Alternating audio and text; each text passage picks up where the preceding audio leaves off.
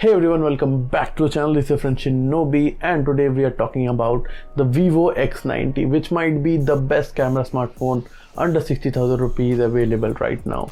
And I've been using it as my primary smartphone for over a month now. So this is going to be my full review of the Vivo X90 after an extended period of use. So if you're interested in this particular topic, then make sure to stick till the end. With that said, let's get into the video. Alright, so starting with the design and build quality, the Vivo X90 is built really well. You've got metal on the sides and you've got glass at the back and the front. Both of these are Gorilla Glass Victus, and yeah, the overall protection is pretty good. On the front you get a pre-applied screen protector which has got a lot of scratches over my period of use, so it's not that good, so you might just want to change it once you get the phone. And the back has a matte finish with a shiny, like starry kind of finish, which like is very slippery honestly, and yeah, it does slip a lot when you're holding it. It doesn't have that much of a grip compared to a regular matte back. And yeah, the sides are also matte metal, and I've got the interstellar black variant which looks really nice, and I like prefer this one over the blue one. So yeah, I got this, and it overall looks really nice, and the in-hand feel is absolutely amazing. So the phone is very slim and it's quite lightweight for the amount of screen real estate that you're getting on this phone. So yeah, it feels really good in the hand holding it without a case. But yes, you do get a case in the box, and I also got another one like just for extra protection, because the inbuilt case got yellow pretty quickly. And yeah, it is really hard to find cases for this particular phone. So I got this one from Amazon. It's from Rigya. So yeah, you might want to check out offline stores and stuff for like more cases. And on the top of this phone you do have I think it's glass part where it's written as professional photography, I'm not really sure. And on the top itself you find the IR blaster and the secondary microphone, and there are a lot of antenna bands all around the phone. On the right side of the phone you do have the power button and the volume rockers, both of which are very slim honestly, and they are not very clicky too. So yeah, I would have liked more clicky buttons, and yeah, a little bit thicker buttons so that it feels good to press them. And on the bottom you do have a USB Type-C port, the primary microphone, the dual SIM card slot, and the primary speaker. This phone does have stereo speakers, so the primary one is at the bottom and the secondary one is the earpiece. And yeah, the left side is completely clear. And on the back you do have the camera circle, and then there is the Zeiss logo with some camera features or like specifications, and then there's a triple LED flash, so that's pretty good I guess. And then there's a strip going down, I think it's metal, which says Extreme Imagination Vivo Zeiss co-engineered. So yeah, overall the phone looks really nice and it feels very good in the hand. But yeah, the phone is slippery, so you might want to put it in a case just to be safe. And yeah, the build overall is pretty good, and I like the in-hand feel of the Vivo X90. So yes, on the front of the Vivo X90 you do get a 6.7-inch display, which is an AMOLED display, and it refreshes at 120 Hz. This is also a 10-bit panel with 1 billion colors, and there's also support for HDR10+, which is pretty nice. And this panel comes at a resolution of Full HD+. It's around like I would say 1200p or something. So yeah, the overall display is pretty good. It is sharp and it is vibrant. You do have a few settings that you can change related to the color, temperature and all. But yeah, overall out of the box the display looks very good, and you do have these curves on the side which are my personal favorite. I am biased towards curved displays, and yeah, the curves look really nice. They feel really good when you are like using the gesture navigation, and the overall like design of this phone really accompanies the curves from the front, and the back is also curved, which overall like makes this phone look really good. and the screen feels really nice to touch. So yeah, the display overall is pretty good. It does have HDR support on all the OTT platforms, Netflix, YouTube and all that, so you can watch HDR content on all the OTT platforms. And yeah, it also does have full HD support on all of them, so that's pretty good. And the phone just weighs around 195 grams, although it has a 5000 mAh battery inside.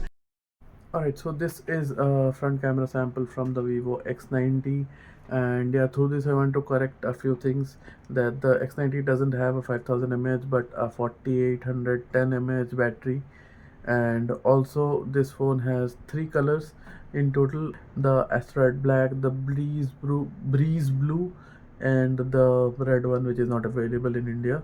So in India we get the Breeze Blue and Asteroid Black color. I have the Asteroid Black color. And yes, this doesn't have a 5000 mAh but a 4810 mAh battery. So yeah, this is the front camera sample from the Vivo X90, and those are the things which I wanted to confirm. Bye. Which is really nice, and without the case the phone doesn't feel that heavy or anything, although it is a big phone and yeah, it is very tall, but yeah, it feels really good to hold in the hand. And the display is also pretty nice, so whether you're watching videos or playing games or doing anything on the display, it feels really nice. The display is smooth. Also the 120Hz works really well. You do have a auto switch option in the settings, which I personally use because it makes things more smoother. And yeah, overall it is a pretty good display. The refresh rate does switch to 60Hz and stuff even if you're like using 120Hz permanently. So when you're in the YouTube app, for instance, it switches to 60Hz, and it does that in some of the apps. But this is not an LT pure display, so it only switches between 60 and 120 depending on the situation. So that's to keep in mind. But apart from that, the display overall is pretty good. I like the display on the Vivo X90. And the Vivo X90 also has an inbuilt fingerprint scanner, which is an optical one, and it works really well. It is super fast and it is very accurate. It gets the phone unlocked like 99.9% of times, and I haven't really missed any unlocks with this particular phone. If you register your fingers correctly, it's gonna unlock very quickly, so that's pretty nice. But yeah, the fingerprint sensor location is a little downward, so you might need to get used to it, the position of the fingerprint sensor, if you are coming from some other device. So that's one thing, but overall the fingerprint sensor is very fast and very accurate. And this phone also does have an always on display, and it is highly customizable. Even the fingerprint sensor animation and sound and all of the things are customizable. The always on display can be customized a lot, and you can make it your own, like by customizing it. So that's pretty nice. And the battery life is still pretty good with the always on display. So yeah, we're gonna talk about that in the later part of the video. Alright, now let's talk performance. So in the performance side of things, the Vivo X90 comes with the Dimensity 9200 processor, which is like kind of a flagship processor. It comes very close, it like scores more than the 8 Plus Gen 1, and it comes very close to the 8 Gen 2, and it is overall a very stable processor as per my usage. So it doesn't get warm unnecessarily, or it doesn't like give hiccups or anything like that. And overall the experience of using the Vivo X90 is very smooth. The Dimensity 9200 like performs really well, and it also quite efficient in terms of battery. So whether you're like playing games or doing regular tasks, opening apps, closing and all that, it's not gonna be an issue for the Vivo X90.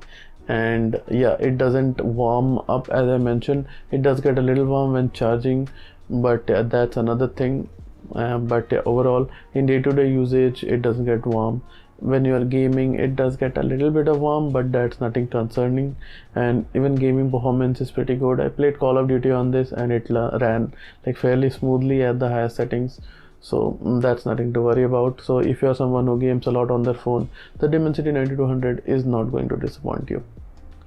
Apart from this, in terms of the RAM and storage variant, you do get a 128GB and a 256GB variant.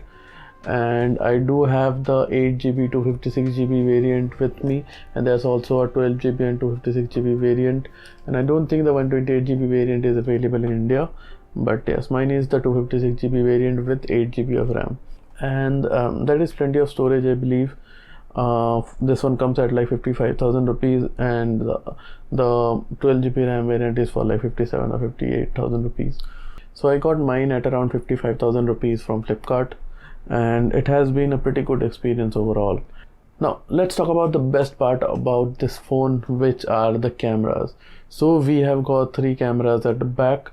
One is a 50 megapixel OIS primary camera, the other one is a 12 megapixel ultra wide, and the third one is a 12 megapixel 2x telephoto lens. So all of these lenses are coated with the Zeiss T-Star glass, which like reduces reflections at night and like glares and flares very much, and it also adds a lot of I would say depth and detail to the photos. And there are 2 color modes in the camera which you can use, the Zeiss natural color and the Zeiss optical color, which makes the photos a little punchier, and the natural color makes them more close to the natural color which you see with your eyes. And there are a ton of Zeiss filters. I would say those are color profiles as found in the cameras, but yeah, you do have a lot of Zeiss color profiles and portrait mode effects which are enabled. So the portrait mode effects are just next level. For example, the biotar is a very good one which gives you those spiral bokehs. So I'm going to show all that in the camera samples. But yes, I took a lot of photos with the Vivo X90, and the back cameras did not disappoint me at all. So it does shoot very good videos as well. From the back cameras you can shoot up to 4K 60 fps, but from the front camera you can only shoot up to 1080p 60 fps, which is kind of disappointing. The front although has a 32 megapixel sensor, but I don't know why Vivo didn't include 4K 60 fps on the front camera, although the processor and the sensor both support it. So yeah, that's gonna be a mystery. But overall the video quality and the photo quality coming out of the Vivo X90 is pretty amazing. The colors are very pleasing to look at, the details are available there, the 2x telephoto is very useful. Even the ultra wide and the main camera all share almost similar colors, which is a very good thing. There is a lot of detail, the portrait modes are just next level. And yeah, I really liked shooting photos and videos from the Vivo X90. So we recently went on a trip to Himachal Pradesh, and all of the photos and videos that I shot there were shot on this phone. So here are all the camera samples for you to look at.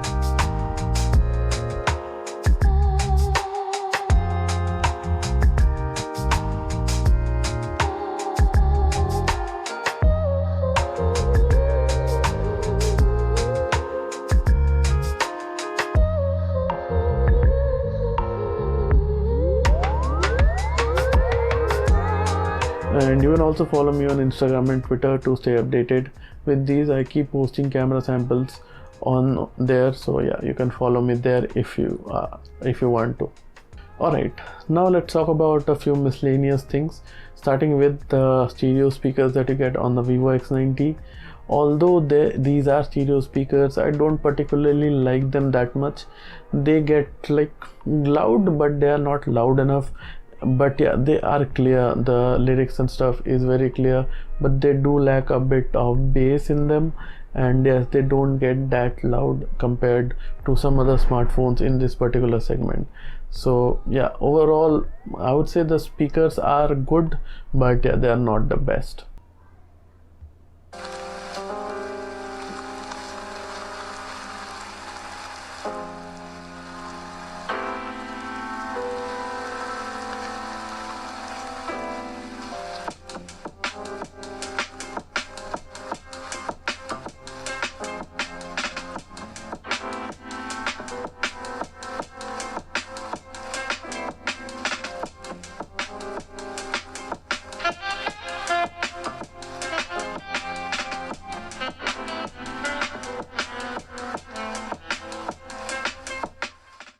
Secondly, I did find a few issues with the Wi-Fi.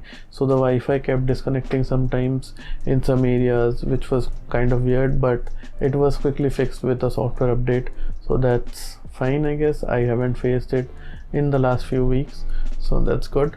And this phone does come with Fun Touch OS, FunTouch OS 13 to be specific, which runs on Android 13, and the software updates are pretty quick. You get it every month almost, the security patches, and yeah, you are going to get Android 14 and 15 at least on this phone, which is pretty nice. And yeah, Vivo is quite fast with the software updates, and there are like little to no bugs in the phones generally, so I'm pretty hopeful for the software situation of the Vivo X90. But yes, it did come with some bloatwares inside, which made it a little like difficult to set up, because I had to mute all of the inbuilt applications, the notifications of all of the inbuilt applications like the browser and some other stuff, and there was like this hot games and hot apps and all that, so I had to disable all of this. So yeah, for 55,000 rupees, don't really expect to get that much bloatware on the phone, but once you get rid of all those during the setup process, after that the overall experience of using FunTouch OS is pretty good. It is quite close to Android in terms of the look and feel, because you do have the quick tiles panel, the Google Now Home on the next, and yeah, almost everything is quite similar to stock Android. You do have those like Material You theming and a lot of other stuff.